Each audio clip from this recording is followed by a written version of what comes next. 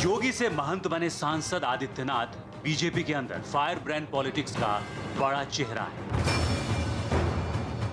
वो साल 1998 से लगातार 5 बार यूपी के गोरखपुर से लोकसभा के सांसद चुने गए, जो उनके राजनीतिक दबदबे का सबसे बड़ा सबूत है। लेकिन उनकी राजनीति का अपना ही एक स्टाइल है, जिसे उनके विरोधी आदित्यनाथ ब्रांड की पॉलिटिक्स भी कहते हैं, जिसमें हिंदूवाद का एजेंडा सबसे ऊपर होता है। आदित्यनाथ कभी लव जिहाद पर झंडा बुलंद करते हैं, तो कभी घर वापसी जैसे मुद्दों को हवा देकर हिंदूवादी राजनीति का चैंपियन बनने की कोशिश करते दिखते हैं। एक गांव में 4 धर्मस्थल है, 3 मस्जिद हैं, 1 मंदिर है। पिछले साल यूपी में हुए विधानसभा के उपचुनाव में आदित्यनाथ बीजेपी का अहम चेहरा थे। योगी जी, बहुत से ऐसे लोग हैं जो कहते हैं कि मोदी जी तो बात कर रहे हैं मेक इन इंडिया की, डिजिटल इंडिया की, वो बात कर रहे हैं भारत को सुपर पावर बनाने की, गरीबी हटाने की, लेकिन उनके किए कराए पर पानी फेरने के लिए बहुत से लोग हैं, और माफी चाहता हूं उसमें नाम आपका भी लिया जाता है। जलवा है हमारा। मैं एक बात नहीं समझ पाता हूं कि भारत की राजनीति में राष्ट्र धर्म की बात करना, राष्ट्रवाद की बात करना विकास के एजेंडे में कहां से बाधक है। विकास राष्ट्रीयता को लेकर के होता है, और मुझे लगता है कि सरकार राष्ट्रीयता की उन्हीं पहलों को लेकर के चल रही है, कार्य कर रही है, और इसलिए आम जनता के विश्वास की प्रतीक भी बनी है। हम लोगों का जो वक्तव्य है, चाहे वह लव जिहाद का हो, चाहे वह घर वापसी का हो, यह मुद्दा विकास के एजेंडे को में बाधक है। मैं इसका विरोधी हूं।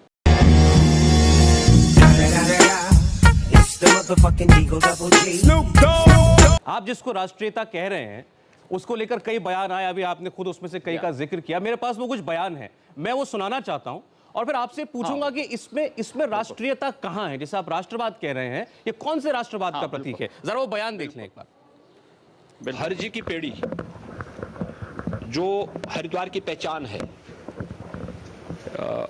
इसकी पवित्रता को बनाए रखने का दायित्व हम सबका है, और यहां पर गैर हिंदुओं का प्रवेश पूरी तरह बंद होना चाहिए। Once more! इस बात को ध्यान अवश्य किया जाना चाहिए, सुरक्षा की दृष्टि से भी, पवित्रता की दृष्टि से भी। ये एक पहला उदाहरण है, ये आप ही का बयान था, इसके बाद और हैं। चलिए पहले इसी की बात कर लेते हैं। 1916 का हरिद्वार नगर पालिका का जो एक्ट है, उस एक्ट में इस बात का प्रावधान किया गया है, और यह प्रावधान तब हुआ है जब इस देश में ब्रिटिश गवर्नमेंट थी। उन्होंने हिंदू भावनाओं का सम्मान किया था। वहां पर हरजी की पेड़ी में कोई हिंदू श्रद्धालु पूरी दुनिया के अंदर का आता है, वो व्यापक आस्था के भाव के साथ आता है। वहां पर वह जूता चप्पल पहन करके नहीं जाता है, वहां की पवित्रता का ख्याल रखता है। लेकिन कोई विधर्मी आकर के वहां अंडा बेचने का कार्य करेगा, अंडा लेकर के जाएगा, चमड़े के जूते लेके जाएगा, आस्थाएं आहत होंगी। अगर इस देश के अंदर अन्य आस्थाओं का सम्मान है, तो हिंदू आस्था का भी सम्मान होना चाहिए। आप जिस 1916 का के कानून का हवाला दे रहे हैं, के एक्ट को आप पढ़िए। हमने तो योगी जी आप उस एक्ट को पढ़िए ना, आपको सबको मौका मिलेगा, उस एक्ट को आप पढ़िए। आखिर आप इस बात को मुझे हैरानी इस बात से है, हमने हिंदुस्तान के बच्चे ने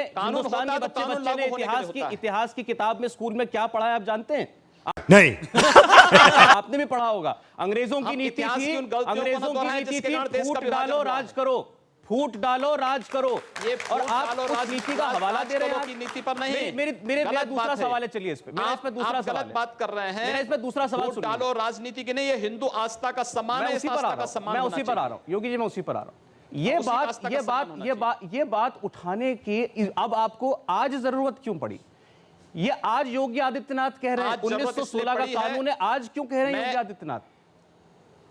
मैं इसलिए कह रहा हूं क्योंकि मैं हरिद्वार में गया था, संतों की मीटिंग थी, संतों की मीटिंग में ये मांग उठी थी, और उन्होंने इस बात को कहा था कि यहां पर कुछ लोग आकर के इस प्रकार का कृत्य कर रहे हैं। इसलिए मैंने प्रशासन से कहा, 1916 के हरिद्वार पालिका एक्ट को लागू किया जाए, और इसकी पवित्रता को, इसकी सुरक्षा को, इसकी मर्यादा को बनाए रखा जाए। वाह क्या सीन है जी। लेकिन जब आप योगी जी, जब आप जैसा सांसद, आप जैसा नेता जो कि पार्लियामेंट में नुमाइंदगी करता है एक बड़े हिस्से की राज्य के, जब वो ऐसी बात कहता है तो लोगों को लगता है कि ये समाज में विद्वेष फैलाने वाला बयान है, क्योंकि हिंदुस्तान में कहीं और ऐसी बातें सुनने को नहीं मिलती और देश की व्यापक आस्था का सम्मान होना चाहिए। अरे चलिए, इसी पर कुछ कहना चाह रहे हैं। पब्लिक में फूट डालते हैं आप राजनीति के ऊपर सब कुछ कह देते हो। हम सब बैठे हैं यहाँ, मुसलमान भी हैं, हिंदू भी हैं, सब एक है, हिंदुस्तानी हैं। आपको ये बात से छुटकारा मिलना चाहिए और सबक ले लेना चाहिए कि आप पिछली सरकार पर छींटे मार रहे थे, उसके ऊपर बहुत कुछ आप सत्ता में आए। 1 साल की राजनीति आपने किस बेस पे चलाई है, कैसे चलाई है? ऐसे चला राजनीति, ऐसे नहीं चलती, नहीं धर्मों पर नहीं चलती, जातियों पर नहीं चलती। सीखो, तुम्हें देख कर रोना आता। ये उपदेश भाईचारे की बात एक कश्मीर घाटी में जाकर करते अच्छा होता।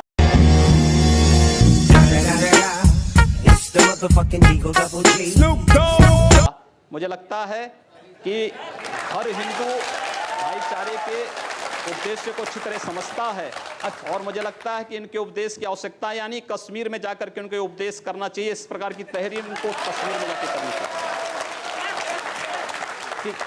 एक और बयान मैं देखता हूं कि इस पर आप क्या सफाई देते हैं, ये सुनिए। याद रखिएगा, ये आपको तय करना है कि दिल्ली में राम यादव की सरकार बनेगी या की सरकार बनेगी, आपको स्वयं फैसला करना है। स्वामी जी, इस पर कौन से कानून का हवाला देंगे? देखिए, कानून का हवाला नहीं, इस मामले में साध्वी निरंजन ज्योति ने संसद में स्वयं खेद व्यक्त किया है। अच्छा ठीक है, वैसे इस पर तो खेद प्रधानमंत्री को भी प्रकट करना पड़ा। ये तो हम कह रहे हैं कि प्रधानमंत्री को आप ऐसे बयानों की वजह से उनको अपना एजेंडा छोड़ के इन पर कार्रवाई करना पड़ता है।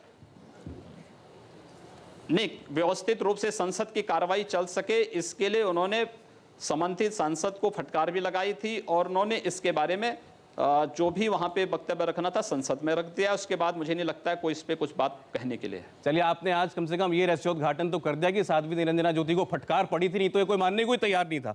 हम मालूम है तेरे बाप को मत सिखा। चल एक बयान और मुझे यकीन है कि इस पर बहुत खुलकर बोलेंगे योगी आदित्यनाथ। ये सुन लीजिए। कम से कम 4 बच्चे पैदा करो, एक हम साधु महात्माओं को दे दो, एक वो हमारे पत्रकार पूछ रहे थे सीज फायर उल्लंघन हो रहा है तो एक सीमा पर भेज दो जवाब देने के लिए। होगा देश में कोई कायदा नहीं, कोई कानून नहीं। 4 बीवी 40 बच्चे, मैं कहता हूं 4 बीवी 40 बच्चे हिंदुस्तान में नहीं चलेंगे, नहीं चलेंगे, नहीं चलेंगे। ये बड़ी अच्छी बात कही आप। बड़ा साफ है कि वो किसके लिए कहना चाह रहे थे साक्षी महाराज इस बात को। जब नाम किसी का नहीं लिया है तो आप इस बात को किसी के साथ जोड़ के क्यों देख रहे हैं? एक ठीक है। दूसरी बात ये कि एक बात जो हमने कहा कि देश के विकास के लिए इस देश के अंदर एक समान जनसंख्या नियंत्रण का कानून देश के प्रत्येक व्यक्ति पर लागू होना चाहिए।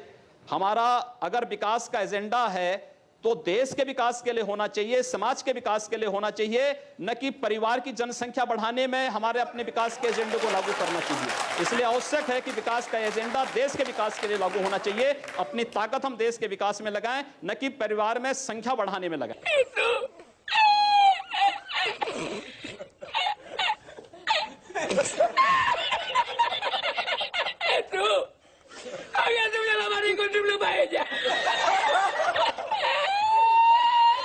ये बात आप साक्षी महाराज को भी बताते, साध्वी प्राची को भी बताते, जो कहते हैं कि हिंदुओं को भी 40-40 बच्चे, 4-4 बच्चे पैदा करने चाहिए। संसद में हम लोगों ने अपने भाषण में सारी बातें कही हैं और बराबर कहते हैं। अच्छा, इस पर कुछ सवाल है आप लोगों के? इनको बोलने दीजिए। आदित्यनाथ जी, मेरा नाम इस्लामुद्दीन है। पहले आप ये बताइए कि एक शायर ने लिखा है कि मिटा दे अपनी हस्ती को अगर मर्तबा चाहे, मिटा दे अपनी हस्ती को अगर मर्तबा चाहे, कि दाना खाक में मिलकर गुलो गुलजार होता है और जब निकल जाती है बू तो गुल बेकार होता है। आप फ़कीरी लाइन हैं, तो आप दुनिया में क्यों पड़े हुए हैं? आप पहाड़ों में जाके तपस्या क्यों नहीं कर रहे? फ़कीर को चाहिए क्या? कौमी पक्ष चाहिए। फ़कीर को चाहिए कि बुलंदी पर पहुंचना और अपने खुदा से मिलना, उससे ताल्लुकात जोड़ना। चल झूठा। हैं? तुम जो ये द्वेष फैला रहे हो, ये जो राजनीति गंदी कर रहे हो, इस देश का बेड़ा गर्क करने पर तुलोगे नहीं। अभी मेरे दो अल्लाह माफ करे, बहुत मनुष्य लग रहे हो, मत करो, रहने दो, बहुत बुरे लग रहे हो। तौबा तौबा तौबा, थारा मूड खराब कर। 3 सवाल होंगे, एक को एक जवाब ले लीजिए, जवाब ले लीजिए। मुझे लगता है इनको भारत के सन्यास का मतलब ही नहीं पता है अभी तक। बुद्ध ज्ञान प्राप्त होने के बाद अपने जीवन के 46 वर्ष लोक कल्याण के लिए समर्पित करते हैं। इस देश के अंदर ऋषि परंपरा राष्ट्रीयता के लिए समर्पित रही है और हम भी भारत की इसी राष्ट्रीयता को समर्पित होकर के राजनीति को एक मंच बना करके कार्य कर रहे हैं, जहां पर भारतीय राष्ट्रीयता का गला दबाने का कार्य हो रहा है। उन गला दबाने वालों को दरकिनार करने के लिए उस मंच के रूप में हम लोगों ने इस राजनीति को स्वीकार किया है। योगी जी, मेरा नाम मुनेंद्र प्रताप सिंह है और मैं आपसे क्वेश्चन करना चाहता हूं कि जिस तरीके से मोदी सरकार में सलमान खान जैसे व्यक्ति ने एक व्यक्ति को, गरीब व्यक्ति को कुचल दिया शराब पीकर, तो उसको बेल मिल जाती है, जयललिता जी को बेल मिल जाती है, लेकिन साध्वी प्रज्ञा ठाकुर जिन पर आज तक कोई भी आरोप तय नहीं हुए और वो 6-7 सालों से जेल में बंद हैं, तो उनकी रिहाई के लिए मोदी सरकार क्यों कुछ नहीं कर रही है? आपका प्रश्न जायज़ है, लेकिन इस पर मोदी सरकार का बस नहीं है, क्योंकि भारत की न्यायपालिका स्वतंत्र है, सरकार का उस पर कोई नियंत्रण नहीं है, इसलिए न्यायिक उस पर सरकार का कोई हस्तक्षेप नहीं होता है। चलिए सवाल। मेरा नाम डॉक्टर अहमद खान है। आदित्य जी, आप वैसे तो बहुत भोले हो और बहुत चेहरा भी आपका ऐसा लगता है कि वो वाकई बड़े मासूम हो, लेकिन आप जब भी बात करते हो कुछ ऐसी बात करो जिसे पब्लिक के लिए अच्छी लगे और देश चलने की बात हो। आप करते हो कश्मीर की बात करते हो, आप करते हो पाकिस्तान से मुसलमानों की बात करते हो कि बाहर भेजो। नहीं, आपका अगर ये एजेंडा में है कि मुसलमान इस देश से चले जाएं, तो बताओ कहाँ जाए, भेजो उन्हें, कहाँ भेजना है। अगर आपका यही है, भाई आप तो योगी हो, आप तो कम से कम उनको आशीर्वाद दो। सारे देश के लिए सब फूल हैं आपके बराबर, आपके लिए। मैंने ये तो नहीं कहा कि मुसलमानों को पाकिस्तान भेज दीजिए, मैंने ये कहा भारत के प्रत्येक नागरिक को सुरक्षा प्रदान करना सरकार की जिम्मेदारी है और भारत की मोदी सरकार इस कार्य का निर्वहन कर रही है। लेकिन आपसे मैं पूछना चाहता हूं, कश्मीर में हिंदुओं के साथ जो कुछ हुआ, क्या कभी आप लोगों ने निंदा किया? ये फंस गया। क्या अपने जुमे की नमाज में इन बातों को आप लोगों ने कभी खंडन किया कि कश्मीर के हिंदुओं पर जो अत्याचार हुआ है उसकी हम निंदा करते हैं? मेरी आपत्ति है, आपने भी कहा, मेरी आपत्ति है। अभी आपने कहा आप लोगों ने इससे क्या तात्पर्य है? क्यों नहीं खंडन किया इन्होंने? नहीं, इससे क्या तात्पर्य है? इन सब से जो ये प्रश्न पूछ रहे हैं, इन सब से मेरा तात्पर्य है कि इन लोगों ने आखिर इस बात का खंडन कभी क्यों नहीं किया कि कश्मीर में जो कुछ हिंदुओं के साथ हुआ वो गलत हुआ है। खंडन करें ये लोग भी उसका। ऐसे लोगों को कंडम किया जाना चाहिए जो देश के अंदर जाति और मजहब के आधार पर भावनाएं भड़का करके समाज को बांट रहे हैं और देश को कमजोर कर रहे हैं। मैं आपके चरणों में पहले तो कोटि कोटि नमन करता हूं। सर, मैं आपसे सिर्फ ये पूछना चाहता हूं, आपकी सरकार जो आई थी वो पाकिस्तान का एक मारे, अगर उसने हमारा इंडिया का एक मारा हम उनके 100 मारेंगे। जिस दिन से सरकार बनी है उस दिन से कश्मीर में डेली पंगे हो रहे हैं। चीन हमें डांट रहा है, क्या ना श्रीलंका हमें डांट रहा है। दूसरी बात, पहलू जो हमारे सवाल का ये है कि आप अभी कह रहे जो संप्रदाय के लोगों ने जेल भेजना चाहिए, तो सबसे पहले आपको जाना चाहिए। आज सीमा पर पाकिस्तान गोलीबारी करता है तो उसका जवाब मोटारों से भारत की सेना करती है और पाकिस्तान दुनिया के अंदर चिल्लाता भागता फिरता है। ये भारत की मजबूत विदेश नीति को प्रदर्शित करता है और भारत की सुरक्षा को प्रदर्शित करता है। आज चीन भारत की सीमा में घुसने का दुस्साहस नहीं करता है। यमन में फंसे हुए भारतीयों को वापस लाने के लिए जिस तेजी के साथ वहां पर राहत कार्य भारत ने किया है, दुनिया के अंदर एक मिसाल प्रस्तुत किया है। क्या इससे पहले कभी हुआ है? आप लोगों को धन्यवाद करना चाहिए मोदी जी का और कम से कम नतमस्तक होना चाहिए उनके चरणों में कि कम से कम देश के प्रत्येक नागरिक को सुरक्षा की व्यवस्था उन्होंने की है। प्रत्येक नागरिक का बहन जी, मेरा एक सवाल यह है कि भारत में आज जिस मुकाम पर ले जाने की कोशिश है भारत की इकोनॉमी को, दुनिया की नज़रों में भारत की पैठ को, वो काम जब सरकार करती है और बड़े बड़े राष्ट्र नेताओं से हमारे प्रधानमंत्री जाके मिलते हैं, दुनिया के बड़े बड़े अखबार जब उनका इंटरव्यू लेते हैं, तो वो कहते हैं कि वो मुझसे बात नहीं करते, वो जब मैं हाथ मिलाता हूं तो वो मुझसे हाथ नहीं मिलाते, वो इस देश के 1.25 करोड़ लोगों को मेरी आंखों में देखते हैं और उनकी ताकत को देखते हैं। लेकिन वही दुनिया का सबसे ताकतवर मुल्क का नेता बराक ओबामा वो भारत आते हैं, प्रधानमंत्री मोदी के साथ उनकी दोस्ती के चर्चे होते हैं और वो जाते जाते क्या कहते हैं कि भारत में धार्मिक सहिष्णुता घटी है। भारत में अगर आज महात्मा गांधी जिंदा होते तो उन्हें बहुत दुख पहुंचता। क्यों ऐसे हम माहौल पैदा कर रहे हैं कि हमारे प्रधानमंत्री को भी शर्मिंदा होना पड़े? सबसे पहले मैं ओबामा से पूछना चाहता हूं कि वहां 2 मंदिरों पर हमले हुए, ओबामा ने माफी मांगी? दूसरा प्रश्न ये कि सबसे अधिक नस्ली भेदभाव तो अमेरिका के अंदर होते हैं और उस नस्ली भेदभाव की उपज ही है ओबामा। दूसरा ये कि भारत के अंदर हिंदू अगर नस्ली भेदभाव में विश्वास करता या मजहबी या मजहब के आधार पर या धर्म के आधार पर बांटने में विश्वास करता तो 1947 में ही आर पार हो गया होता। हिंदू से बड़ा सहिष्णु कोई नहीं, और हिंदुस्तान में अगर सेकुलरिज्म जिंदा है तो इसलिए क्योंकि हिंदू बाहुल्य भारत है, बहुसंख्यक यहाँ का हिंदू है, इसलिए है। हमें इसको भी स्वीकार करना चाहिए। इस बार मैं आपको प्रधानमंत्री के बयान सुनाता हूं, और अब आप ये बताइए कि प्रधानमंत्री को ऐसा क्यों कहना पड़ा, बार बार ऐसा उनको क्यों कहना पड़ रहा है? सुनते। ठीक बात है। किसी को भी कानून हाथ में लेने का अधिकार नहीं होता है, किसी को भी संप्रदाय के आधार पर किसी के साथ डिस्क्रिमिनेशन करने का अधिकार नहीं होता है। मेरी जिम्मेवारी है, सरकार में बैठा हूं, सरकार कैसे चलेगी उसकी जिम्मेवारी है। और इसलिए मैं आपको कहना चाहता हूं, और मैं बार बार कहता हुआ आया हूं, संप्रदाय के नाम पर अनाप शनाप बातें करने वालों को कहना चाहता हूं, हम एक रूपता के पक्षकार नहीं है, हम एकता के पक्षकार है। और सभी संप्रदायों का फलना फूलना ये भारत की धरती पर ही संभव होता है। ये भारत की विशेषता है। देश संविधान की मर्यादाओं के बाहर नहीं चल सकता है। ये बातें उनको इसलिए कहनी पड़ी क्योंकि ऐसा माहौल बना कि सरकार और अगर सरकार नहीं तो पार्टी से जुड़ी, संघ से जुड़ी कुछ ऐसे संगठन हैं जो लगातार इस प्रकार के एजेंडे को आगे बढ़ा रहे हैं, जिससे विद्वेष फैल रहा है समाज में। प्रधानमंत्री जी ने जो बात कही है, एक संवैधानिक पद पर बैठा हुआ कोई भी व्यक्ति इस प्रकार की बात करेगा और उसको करना भी चाहिए कि भारत के अंदर अल्पसंख्यक और बहुसंख्यक के आधार पर हमने नहीं बांटा है, ये किसने बांटा है, यह आज तय होना चाहिए। इस देश के अंदर आखिर अत्याचार और शोषण कहां से प्रारंभ होता है, यह भी तय होना चाहिए और इस पर निष्पक्ष चर्चा इस पे होनी चाहिए। आखिर इस देश के अंदर हिंदू बहुसंख्यक है, लेकिन निकाला जाता है भारत के अंदर, खाना बदोश की जिंदगी वो जीने के लिए मजबूर होता है। दुनिया के अंदर आश्चर्य होता है इस बात को लेकर के कि दुनिया के अंदर अल्पसंख्यक समुदाय धर्मांतरण जैसे कानून बनाने की मांग करता है, क्योंकि जिसके उनका अस्तित्व न समाप्त हो। भारत के अंदर बहुसंख्यक समाज को अपने अस्तित्व को बचाने के लिए धर्मांतरण पर कानून बनाने की मांग करनी पड़ी है। यह उनके साथ हो रहे भेदभाव को प्रदर्शित करता है। आप एक तरफ मांग करते हैं धर्मांतरण पर कानून की और दूसरी तरफ अभियान चलाते हैं घर वापसी का, दोनों एक साथ कैसे चल सकती हैं? बिल्कुल, हम कहते हैं इस बारे में जी, इसमें कोई बुराई नहीं।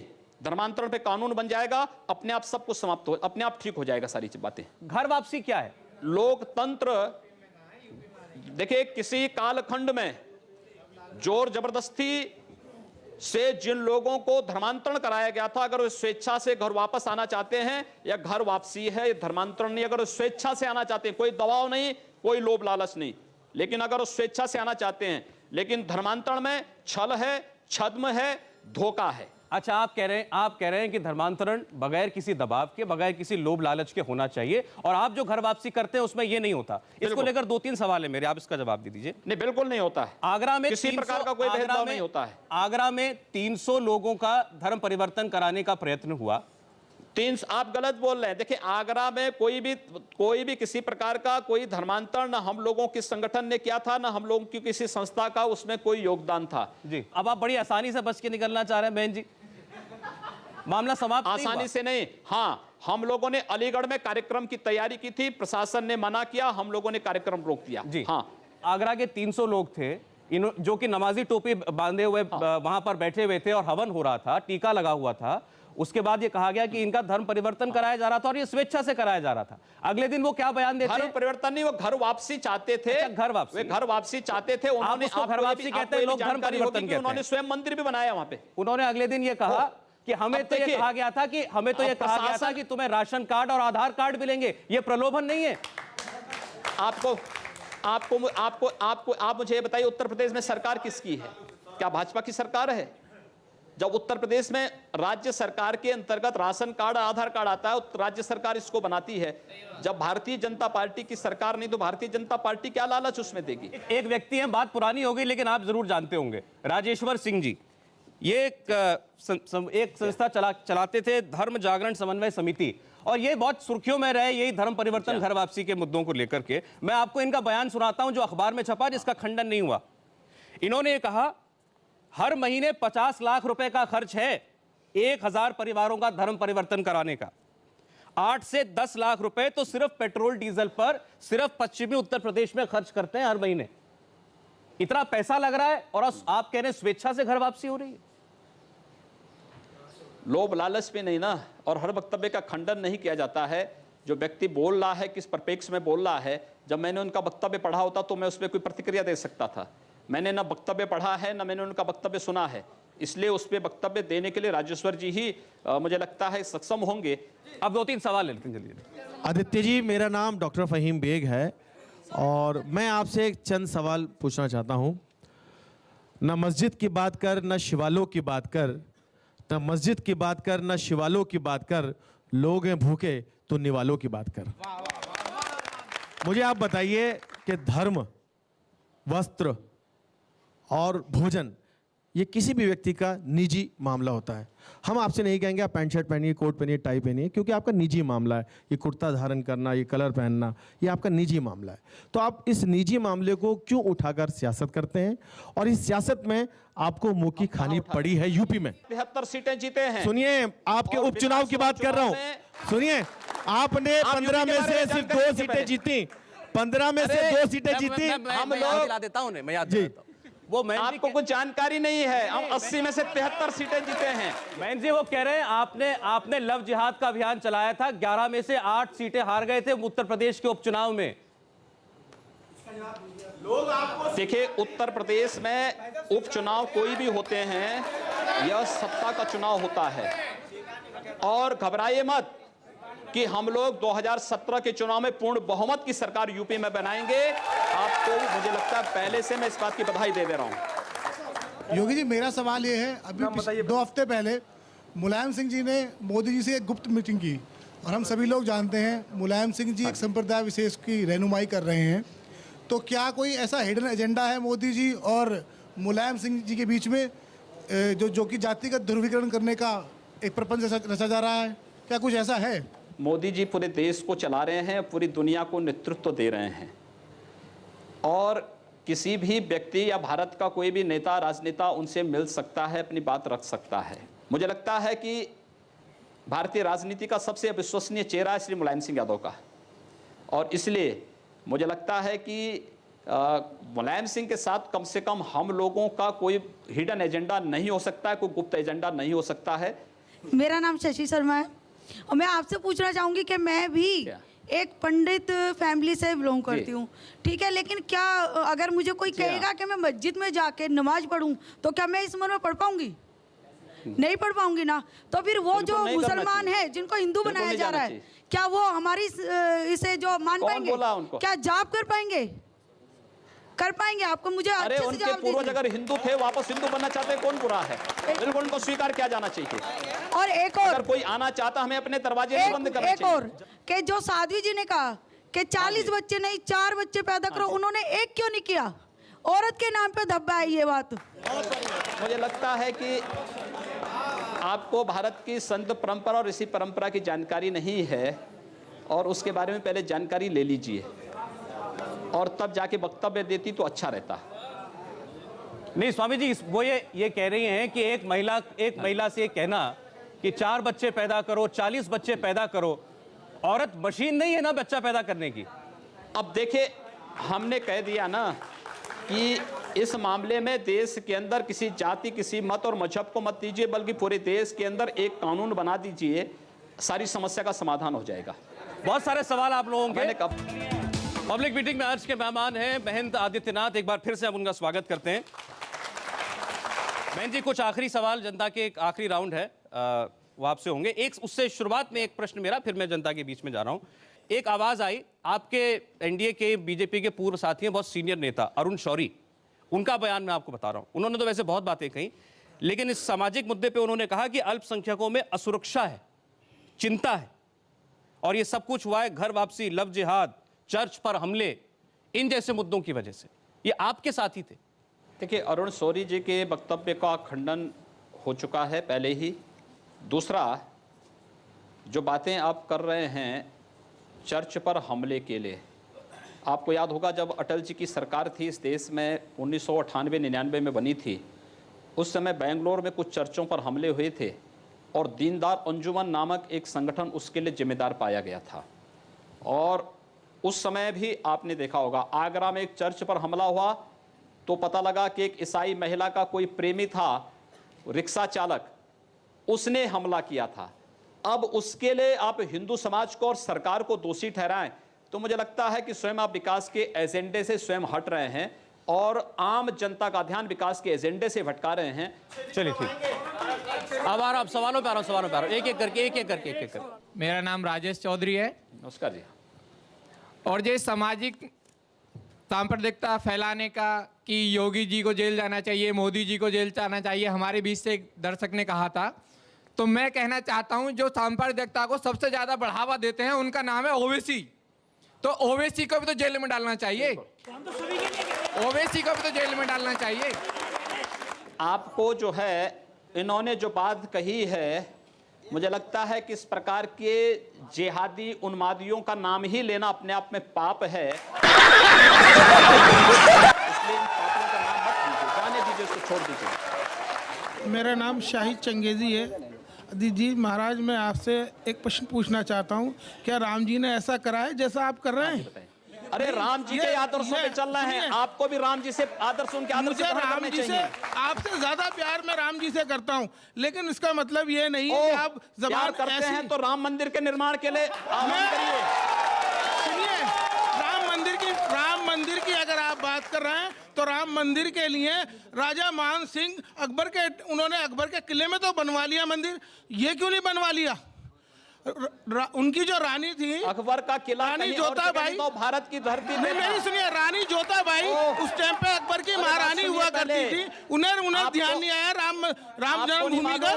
आपको ध्यान आ रहा है, उनको ध्यान नहीं आया कि राम मंदिर मुझे भी याद आ रहा है जी। आपको ये भी याद रखना चाहिए कि इस देश में चंद्रगुप्त को भी किसी सेल्यूकस ने अपनी कन्या दी थी और राणा कुंभा को भी किसी मुस्लिम फकीर ने अपनी कन्या दी थी। बिल्कुल दी होगी, तो याद रखना, हिंदू इन सब चीजों को नहीं करता है। अजी मैं ये कह रहा हूँ करते नहीं, मैं कह रहा हूँ महारानी ने क्यों नहीं राम जन्मभूमि के लिए राजा से कहा राम मंदिर अयोध्या में बनेगा। भाई किले के अंदर उन्होंने मंदिर बनवा लिया। एक प्रश्न बनाइए ना फिर। अजीत जी एक बात और सुनिए, मुसलमानों ने यहाँ 700 साल हुकूमत की है। अगर धर्म परिवर्तन का ये जो आप कह रहे हैं तो ये सारे यहाँ मुसलमानों के, कोई हिंदू नहीं होता। मुसलमानों ने हमेशा ही प्यार और मोहब्बत से काम लिया है और हम भी उसी में से हैं, हम भी हिंदुओं में से हैं। हम कोई वो नहीं है।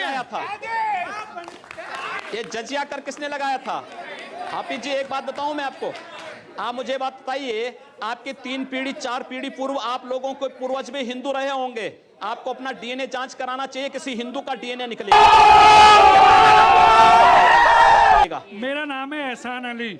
अभी आपने कुछ दिन पहले आपने ये कहा था कोई जोधा अकबर के साथ नहीं जाएगी, तो आपने ये सवाल किस बेस पे किया था? जब आप कहते हैं कि भाई ये सब हमारी जो पीढ़ी है, 1 मिनट सर, ये पीढ़ी हमारी सब आपके पुरख हिंदू हैं, तो हिंदुओं में ही तो जा रहे हैं। आप अपना नाम अली से अपना नाम जो है कोई दूसरा कोई हिंदू नाम रख दीजिए ना। जी जी छोड़ रहे हैं उसमें। सवाल ये है कि जोधाबाई अकबर के यहाँ क्यों जाएगी? किसी सेल्यूकस की पुत्री भी तो चंद्रगुप्त के घर में आएगी।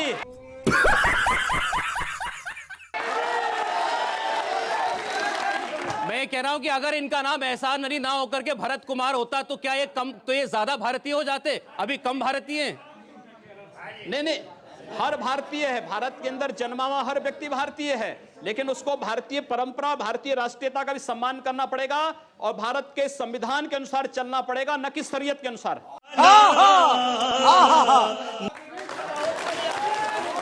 समय की कमी थी, नहीं तो ये बात बहुत दूर तक जा सकती है। बहुत बहुत शुक्रिया महंत जी आपका, और आप सब लोगों का भी बहुत बहुत शुक्रिया। पब्लिक मीटिंग में आज बस